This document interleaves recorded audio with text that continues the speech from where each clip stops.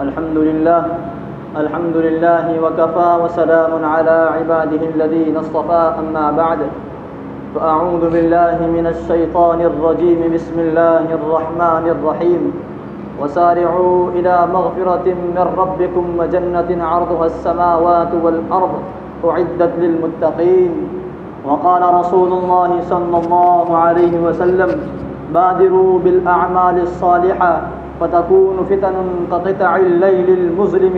يصبح الرجل مؤمنا ويمسي كافرا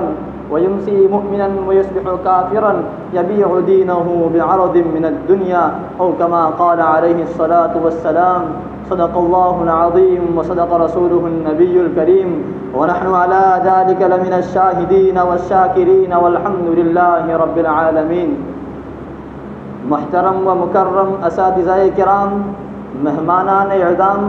اور میرے طالب علم بھائیوں، السلام علیکم ورحمۃ اللہ وبرکاتہ۔ نیک کام کرنا اور نیک کام کا داعیہ اور جذبہ دل میں پیدا ہونا،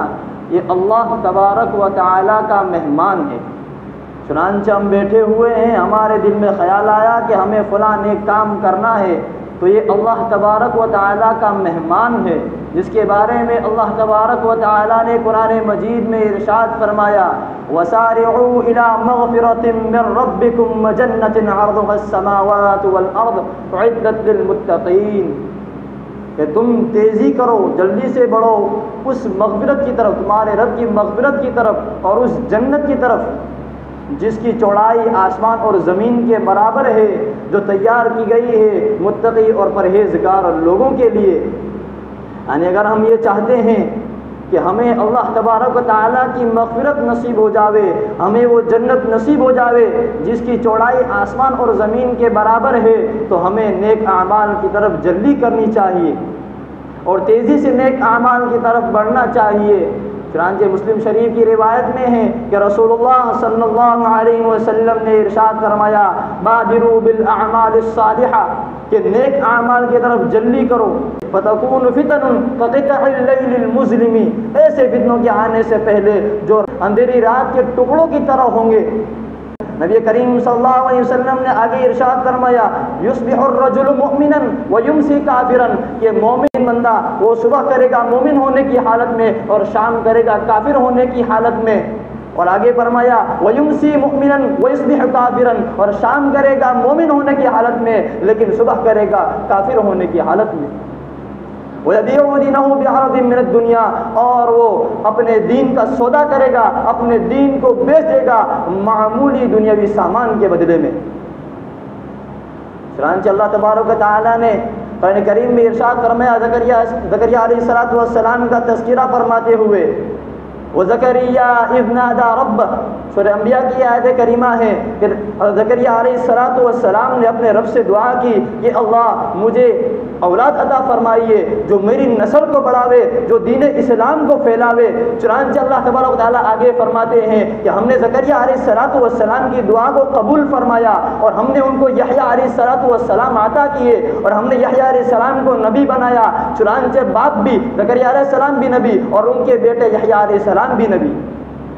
اور ان کی بیوی ان کی زوجہ محترمہ کو 70 سال کی عمر میں ہم نے بیٹے کی صلاحیت دی۔ یہ کیوں ہوا؟ اس کی وجہ بھی اللہ تبارک و تعالیٰ آگے ارشاد فرماتے ہیں، اس کے جواب بھی اللہ تبارک و تعالیٰ نے آگے ارشاد فرمایا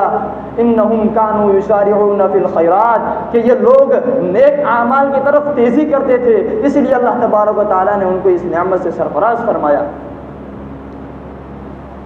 ہم نیک اعمال کریں گے، ہم نیک اعمال کی قدردانی کریں گے تو یہ نیک اعمال ہماری طرف آئیں گے، اور اگر ہم ان کی قدردانی نہیں کریں گے تو یہ نیک اعمال ہماری طرف لوٹ کر بھی پیچھے مڑ کر بھی نہیں دیکھیں گے، کیونکہ یہ نیک اعمال اللہ کے مہمان ہیں۔ اور جب کوئی مہمان کسی میزبان کے گھر پر جاتا ہے اور میزبان اس کی صحیح طریقے سے مہمان نوازی نہیں کرتا تو وہ مہمان کبھی اس کے گھر پر نہیں جاتا۔ تو دنیا کا یہ معاملہ ہے، اسی طرح نیک اعمال اگر ہم اس کی قدردانی کریں گے، اگر ہم اس کی قدر جانیں گے تو یہ نیک اعمال ہماری طرف بار بار آئیں گے، اس کا جذبہ ہمارے دلوں میں بار بار پیدا ہوگا۔ لیکن اگر ہم ان نیک اعمال کی قدردانی نہیں کریں گے، ہمارے دلوں میں نیک اعمال کے جذبات پیدا ہو رہے ہیں لیکن ہم ان نیک اعمال کی طرف قدم نہیں بڑھا رہے ہیں، تو پھر وہ نیک اعمال ہماری طرف دوبارہ مڑ کر بھی نہیں دیکھیں گے۔ اس لیے نبی کریم صلی اللہ علیہ وسلم نے ارشاد فرمایا کہ نیک اعمال کی طرف جلدی کرو، ایسے فتنوں کے آنے سے پہلے جو اندھیری رات کی طرح ہوں گے، ایسی راتیں، ایسا فتنے ہوں گے کہ ہمیں پتہ ہی نہیں چلے گا۔ جس طرح اندھیری رات میں ہمیں کوئی چیز نظر نہیں آتی، ہم کسی چیز کو دیکھ نہیں سکتے، اسی طرح ایسے فتنے برپا ہوں گے کہ ہم کو پتہ ہی نہیں چلے گا کہ کون سا راستہ نیکی کا ہے اور کون سا راستہ برائی اور گناہ کا ہے، صراط مستقیم کا ہمیں علم نہیں ہوگا۔ تو ایسے فتنوں کے آنے سے پہلے ہمارے لیے مناسب یہی ہے کہ ہم تمام کے تمام نیک اعمال کی طرف آگے بڑھیں اور نیک اعمال کی طرف سبقت کریں، اور اسی کا حکم اللہ تبارک و تعالیٰ نے قرآن مجید میں اس طرح ارشاد فرمایا ہے وَسَارِعُوا إِلَىٰ مَغْفِرَةٍ مِّن رَّبِّكُمْ۔ چنانچہ نبی کریم صلی اللہ علیہ وسلم نے اسی چیز کی تعلیم صحابہ کو دی تھی۔ نبی کریم صلی اللہ علیہ وسلم کی زندگی، صحابہ کی زندگی ہمارے لیے نمونہ ہے۔ ایک صحابی عرض کرتے ہیں کہ اللہ کے رسول صلی اللہ علیہ وسلم نے ہم کو عصر کی نماز پڑھائی، اور عصر کی نماز کے بعد نبی کریم صلی اللہ علیہ وسلم نماز پڑھانے کے بعد تیزی سے اپنے گھر کی طرف چل دیے۔ تو صحابہ گھبرا گئے کہ اپنے معمول کے خلاف نبی کریم صلی اللہ علیہ وسلم فوراً گھر کی طرف چل دیے، کیا معاملہ ہوا؟ جب نبی کریم صلی اللہ علیہ وسلم واپس آئے تو صحابہ نے عرض کیا کہ اللہ کے رسول کیا معاملہ پیش آیا؟ تو رسول اللہ صلی اللہ علیہ وسلم نے ارشاد فرمایا کہ میرے گھر میں ایک سونے کا ٹکڑا پڑا ہوا ہے، میرے دل میں خیال آیا کہ میں اس کو اللہ کے راستے میں صدقہ کر دوں، تو فوراً میں اپنے گھر والوں کی طرف بڑھا اور میں نے ان کو کہہ دیا کہ یہ سکہ اللہ کے راستے میں صدقہ کرنا ہے، کہیں ایسا نہ ہو کہ یہ خیال میرے ذہن سے نکل جاوے۔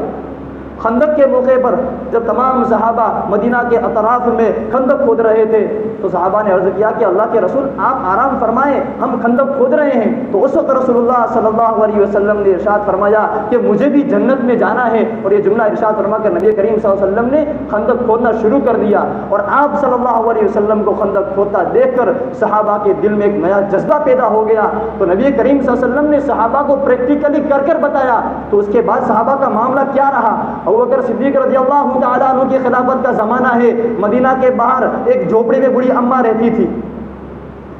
اور عمر رضی اللہ تعالیٰ عنہ نے دیکھا کہ رات کے وقت میں جب اس کے گھر کا چراغ جلتا ہے تب معلوم ہوتا ہے کہ یہاں کوئی رہتا ہے۔ اور عمر رضی اللہ تعالیٰ عنہ نے سوچا کہ ان کا کوئی نہیں ہے، میں ان کی مدد کروں، میں ان کے لیے پانی کا انتظام کروں، لکڑیوں کا اور ایندھن کی لکڑیوں کا انتظام کر دوں، ان کے لیے کھانے پینے کا انتظام کر دوں۔ چنانچہ بڑی اماں کے پاس گئے، کہا کہ اماں میں آپ کے لیے پانی بھر دوں، آپ کے لیے کھانے پینے کی چیزوں کا انتظام کر دوں، آپ کے گھر کی کوڑا کرکٹ کو اور گندگی کو صاف کر دوں۔ تو بڑی اماں نے کہا کہ ایک شخص روزانہ صبح میں آتا ہے اور یہ سارے کام کر کر جاتا ہے۔ عمر رضی اللہ تعالیٰ عنہ نے سوچا کہ کل صبح جلدی آؤں گا اور جلدی آ کر یہ کام کر لوں گا تاکہ یہ نیک عمل میرے حصے میں لکھ دیے جاوے، میرے نامہ اعمال میں اس نیک عمل کو لکھ دیا جاوے۔ چنانچہ دوسرے دن عمر رضی اللہ تعالیٰ عنہ آئے تو بڑی اماں نے کہا کہ وہ شخص تو آج صبح سویرے جلدی آ گیا تھا اور اس نے سارا میرے انتظام کر دیا اور سارا کام کر کے چلا گیا۔ عمر رضی اللہ تعالیٰ عنہ سوچنے لگے کہ یہ شخص کون ہے جو اتنے صبح سویرے آ کر یہ سارا کام کر کر چلا گیا۔ چنانچہ عمر رضی اللہ تعالیٰ عنہ اس رات کو سوئے نہیں اور اس شخص کے انتظار میں بیٹھے رہے اور چھپ کر بیٹھ گئے۔ چنانچہ اندھیری رات میں ایک سایہ نظر آیا، وہ سایہ بڑھ رہا ہے اس بوڑھی اماں کے گھر کی طرف۔ عمر رضی اللہ تعالیٰ عنہ اس کے پیچھے پیچھے جا رہے ہیں، دیکھا کہ اس شخص نے اپنے چہرے پر کپڑا ڈھکا ہوا ہے، وہ بڑی اماں کے لیے پانی بھر رہا ہے، لکڑیوں کا انتظام کر رہا ہے، ان کے گھر کی گندگی کو کوڑا کرکٹ کو صاف کر رہا ہے اور کوڑا کرکٹ کو لے کر مدینہ سے دور باہر پھینکنے کے لیے جا رہا ہے۔ عمر رضی اللہ تعالیٰ عنہ نے ان کا راستہ روک دیا، کہا کہ اپنے چہرے سے کپڑا ہٹاؤ، پتہ تو چلے، مجھے پتہ تو چلے کہ آپ کون ہیں۔ چنانچہ جب کپڑا ہٹایا گیا تو عمر رضی اللہ تعالیٰ عنہ نے دیکھا کہ وہ خلیفۃ المسلمین امیر المؤمنین ابوبکر صدیق رضی اللہ تعالیٰ عنہ ہیں۔ اس وقت عمر رضی اللہ تعالیٰ عنہ نے یہ جملہ ارشاد فرمایا کہ اگر عمر اپنی پوری زندگی نیک اعمال کرے تو بھی ابوبکر صدیق رضی اللہ تعالیٰ عنہ کے ایک قدم بھی آگے نہیں بڑھ سکتا۔ یہ جذبہ نبی کریم صلی اللہ علیہ وسلم نے صحابہ کے اندر پیدا فرمایا تھا۔ ابوبکر صدیق رضی اللہ تعالیٰ عنہ سے عمر نے کہا کہ اے ابوبکر صدیق رضی اللہ تعالیٰ عنہ، آپ میری پوری زندگی کے اعمال لے لیجئے، لیکن پھر بھی میری زندگی کے یہ اعمال اس رات کے برابر نہیں ہو سکتے جو آپ نے نبی کریم صلی اللہ علیہ وسلم نے غار حرا میں گزاری تھی۔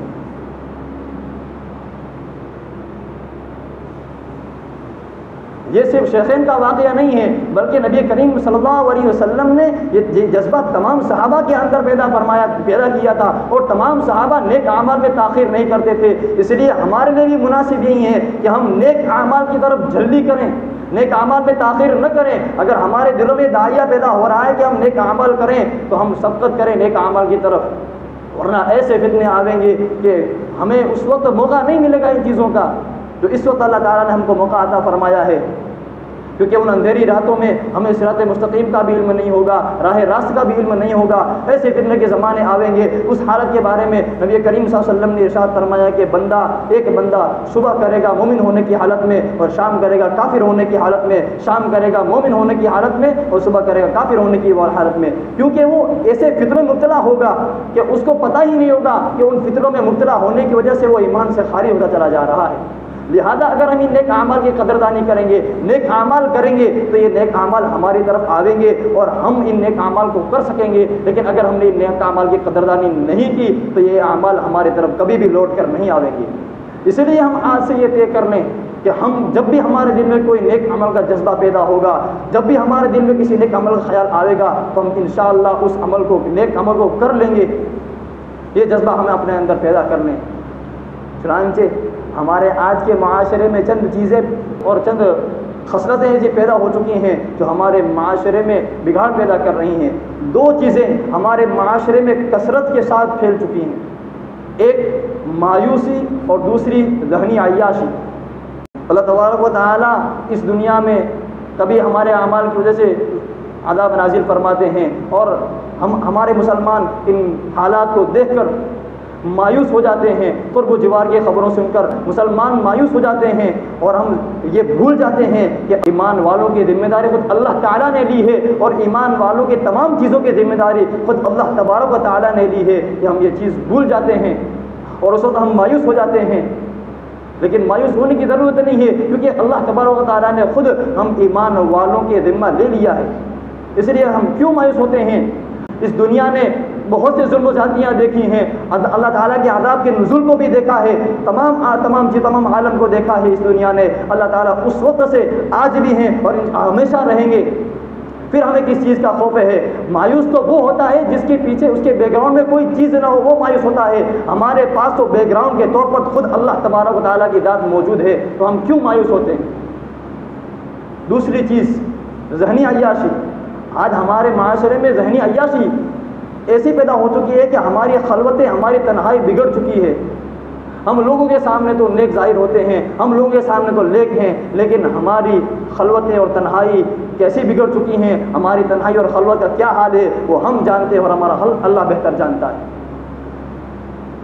اور ایک چیز ہمارے معاشرے میں جو پیدا ہو چکی ہے وہ تکبر اور ایگو ہے۔ ہمارے معاشرے میں کوئی چیز ہماری طبیعت کے خلاف ہوتی ہے تو ہم اس چیز کو برداشت کرنے کے لیے تیار نہیں ہیں۔ ذرا سی کوئی چیز ہماری طبیعت کے خلاف ہو گئی تو ہم اس کو برداشت کرنے کے لیے تیار نہیں۔ لہذا نرمی پیدا کریں ہم اپنے اندر،